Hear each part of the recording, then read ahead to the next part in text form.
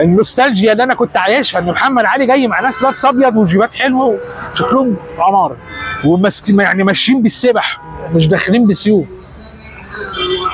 لا، محمد علي جاي مع فرقه من المرتزقه اسمهم الباشي بزق. محمد علي ما كانش ضابط، كان حاجه اسمها السيرش، اسمها حاجه زي صف ضابط حاجه كده يعني. قائد الفرقه اللي هو جايه معاها كان اسمه طاهر باشا. تمام. بعد خروج الحمقى الفرنسيه تولى بشكل مباشر او غير مباشر 7، المسجل رسميا منهم 5. منهم مين؟ طاهر باشا. الراجل ده تولى الحكم لمده 34 يوم فقط. يعني حتى الفرمان بتوليته ما جاش منين؟ من الأستان. ايه؟ ما لحقش يعني يعرق في الجلابيه بتاعته. تشاء ظروف ان هو كان راجل يعني مستشيخ، وكان ليه مشاكل اللي هو طاهر باشا ده.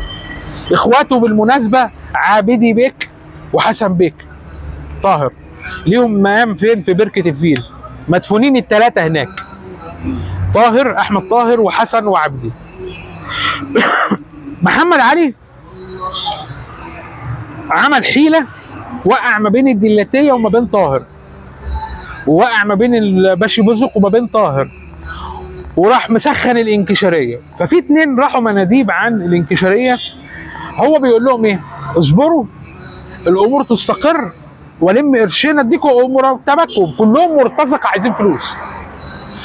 فالكلام ده حصل هنا في ناحيه الازبكيه. طاهر قاعد وقدامه 2، ال2 دول اللي سخنهم محمد علي. كلمه من ده على كلمه من ده، واحد من الانكشاريه راح قايم ساحب السيف وقاطع راس طاهر باشا. التاني قام بمنتهى البرود راح واخد راسه وراح رميها من الشباك تحت في صحن البيت تحت. هم واخدين على كده اصلهم، ده شغلهم. فمحمد علي خلص من العدو او خلص من المنافس بطريقه ايه؟ ناعمه، وهو ملوش دعوه. يسكت؟ لا. جاب عابدي بيك اخو طاهر باشا ومجموعه الارناؤوط اللي كان قائدهم طاهر باشا، وجم وقفوا هنا اهو وعملوا مظاهره، يا نجيب حقهم يا نموت زيهم. ادي باختصار محمد علي. ده مرحله من مراحل الناس اللي خلص منها، صح؟